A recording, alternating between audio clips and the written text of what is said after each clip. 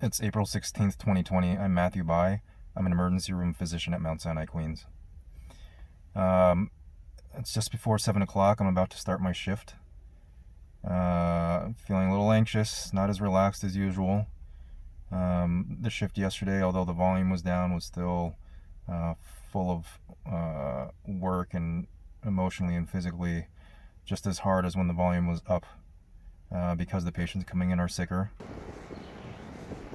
As I'm walking in, think about the patients that I saw yesterday, and a few of them were really sick. One of them, at least one of them, ended up needing a ventilator. I don't know how they're doing, so these are all things I think about, and hopefully a few of them even got discharged. And now I'm ready to go out into the ER. Don't know quite what to expect yet. I know on the overnight there was at least one cardiac arrest that came in who didn't make it, and this has been a more common thing now. I mean, the patients now, I mentioned before, the volume is down, but they're coming in sicker. So when they come in, they can be to the extreme where they have no pulse already, or they're coming in breathing really fast and hypoxic with a very low oxygen level, and cold and blue, some of them. And this seems to be the course of COVID-19 as this disease has been around in the world longer and longer. This is our ER this morning. It's a big change from last week, so this is a nice little reprieve, but I'm going to guess that this is temporary. No patients in this hall at all. It is a beautiful sight to see. So the volume is down, but the patients coming in are still very sick. So when they do come in and they need a lot of work, it's still a lot of work and stressful on us. And it's even more stressful when the young patients come in and they don't end up making it. It takes an emotional toll on everyone. It makes us realize that everyone can be affected. And it actually kind of scares me a little bit, because if I get it, there's really no telling if I'm going to be a mild case or a serious case.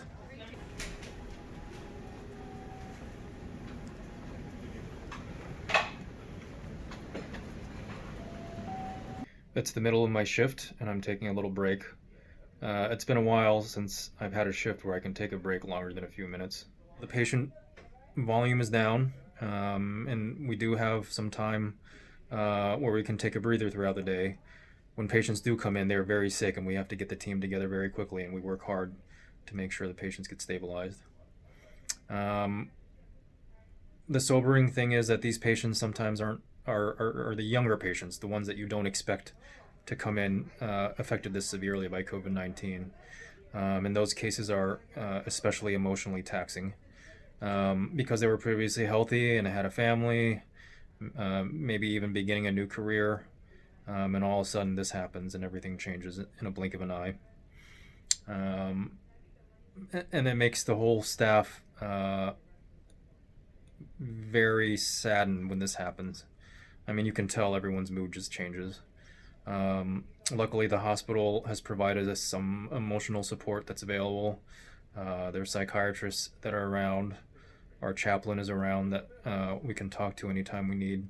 And these are very helpful resources that our hospital is providing us. Very much an emotional roller coaster, and it can be very taxing throughout the shift.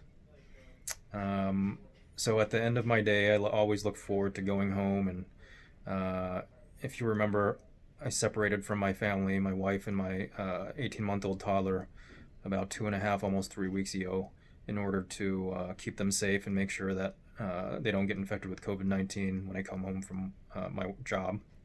So I look forward every day after work to do a video call with them and put my daughter to sleep with my wife. And that's something that I enjoy very much. It may be brief every day, but it's something that lets me unwind and get ready for the next day. And for the most part, that's what keeps me going from day to day is seeing my family and seeing that they're safe, and seeing them happy. And I really just can't wait for all this to be over so I can be reunited with them, and see them in person and give them a hug.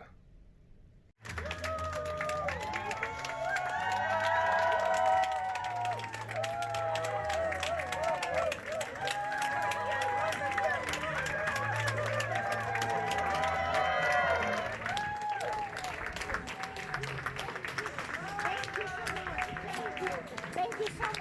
So we just had a discharge of a patient from the ground, from the floor, and we had overhead played the Beatles song, Here Comes the Sun.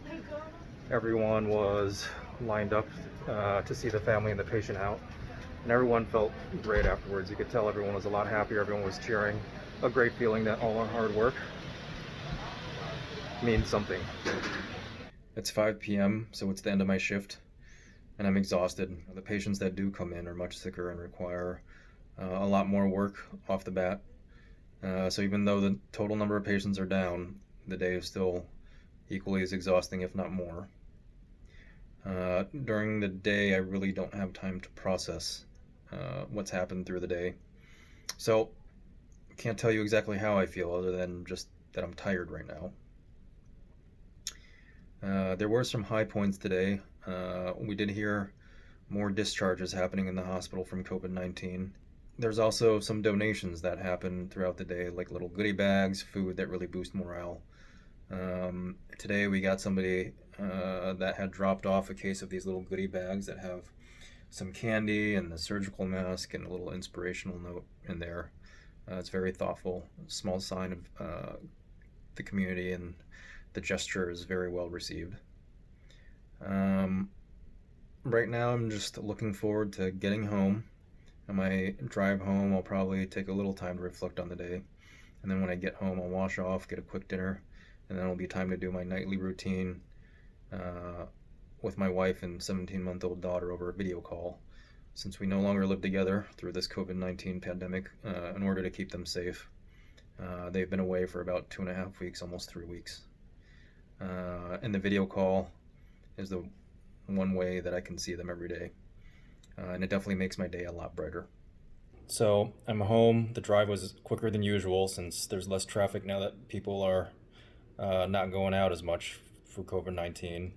I've showered. I cleaned off all the COVID-19 that could have gotten on me through my work day, and now I'm home and ready to connect with my wife and my daughter over a video call for a nightly routine, where we put her to sleep together and read her a few stories. So I'm gonna dial in and see how they're doing.